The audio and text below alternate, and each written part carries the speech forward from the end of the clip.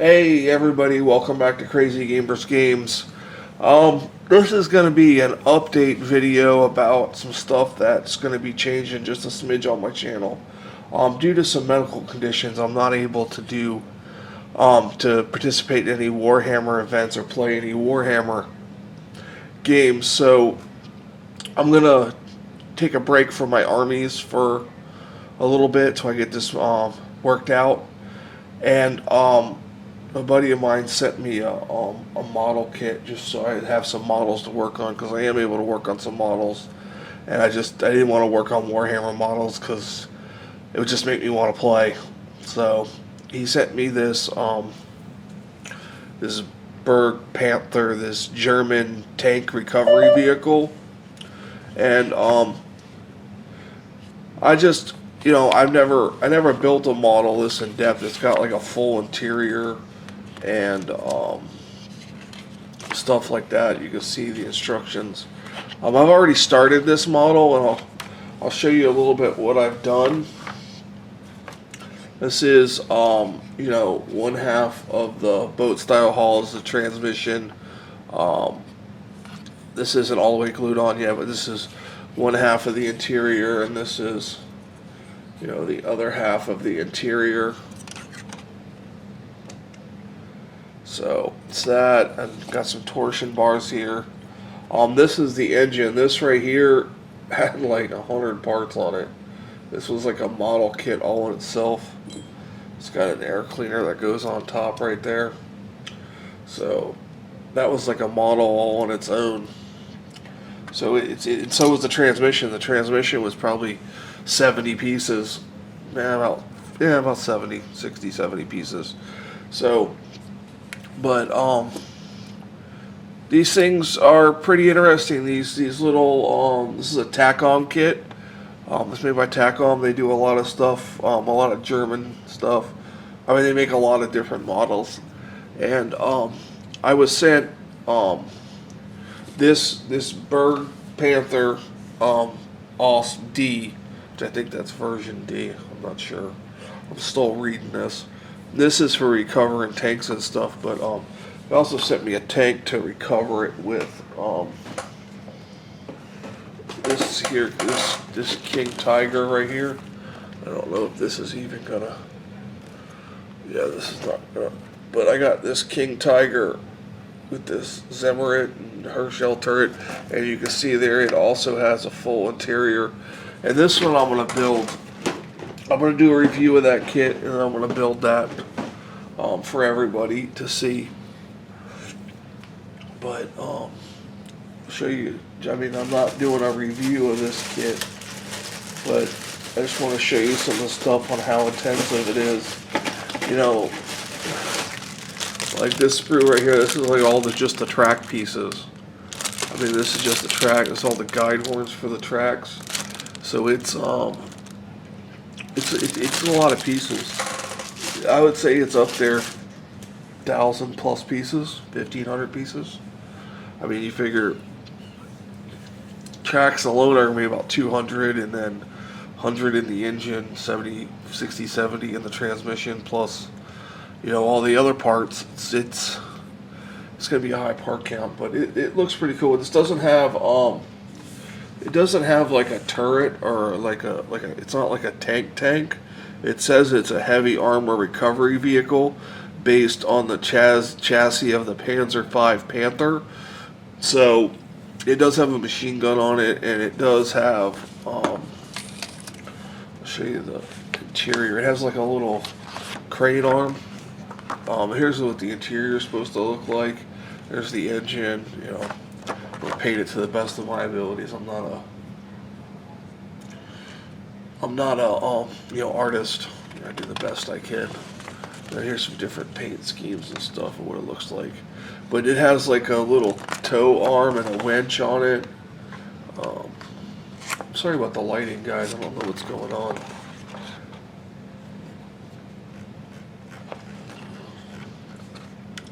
I don't know why the lighting's so bad. But it's got, it's a tracked vehicle. It's got, you can build the arm up or down on it.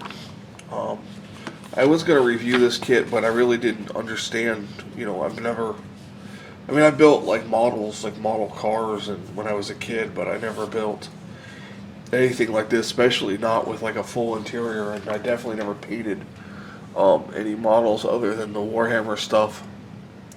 So I'm going to start giving this a try because, you know, this, you know, making YouTube videos and, you know, doing models, that's kind of like my therapy for some of my illnesses. So I want to continue to do that, but, you know, I don't want to do the Warhammer because it just makes me want to play, and I'm not able to do that currently. And I don't know how long. It might be till the next year is when I can play again. So I'll find out soon, and I'll keep you guys updated on that.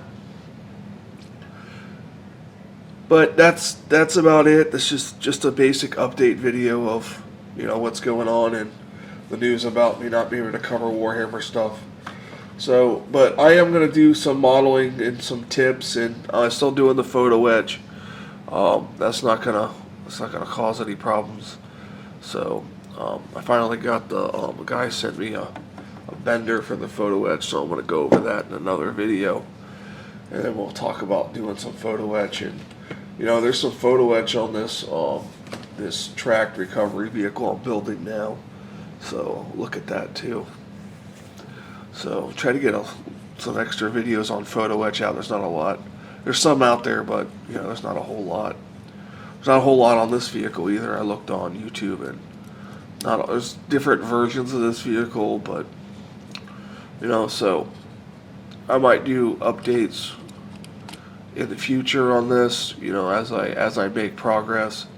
But definitely was having some issues in the beginning. I tried brush painting the hull with some of this Tamiya Hull Red, and it looked real bad. It was awful.